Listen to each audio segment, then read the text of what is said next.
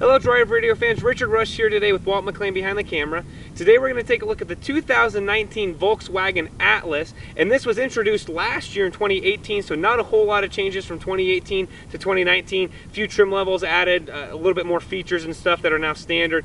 So really, Volkswagen's kept it the same, and honestly they had every right to, because it worked well last year. This is built specifically for the American market. So with that said, Walt, let's jump right in. First things off the bat, I love this red color, and I love this technology with R-Line package on this vehicle. It gives you a few other features that we'll talk about in just a second. This also has the the optional V6 underneath the hood, which works really, really well, even on our altitude. I know some people are saying that it doesn't work great, or doesn't have quite the acceleration as maybe some others in its class.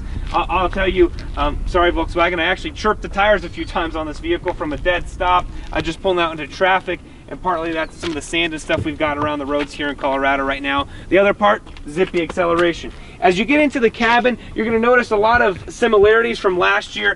Some really nice high-end, honestly, interior apportionments that you find on Volkswagen. It's got the Volkswagen infotainment system, which works really, really well. Apple CarPlay, Android Auto, dual climate control, heated front and passenger seats here. You've got a lot of your safety features, adaptive cruise control, blind spot monitoring warning, frontal collision warning, all that fun stuff. That is, again, on some trim levels, but really on this technology package as well. The SE, which is what this vehicle has, in addition to a lot of other standard features, is going to give you 3-zone climate control. Again, this has got the SE with technology R-Line, which is actually a specific trim level. It's not an optional trim level, or not even an option. And I think I said that earlier, and I'll be honest, I misspoke.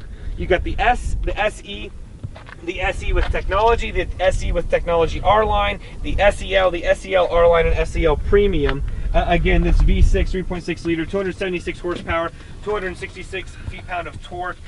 Front-wheel drive standard, all-wheel drive is optional, and I believe, if I'm not mistaken, that this is all-wheel drive as well, but I could be wrong in that.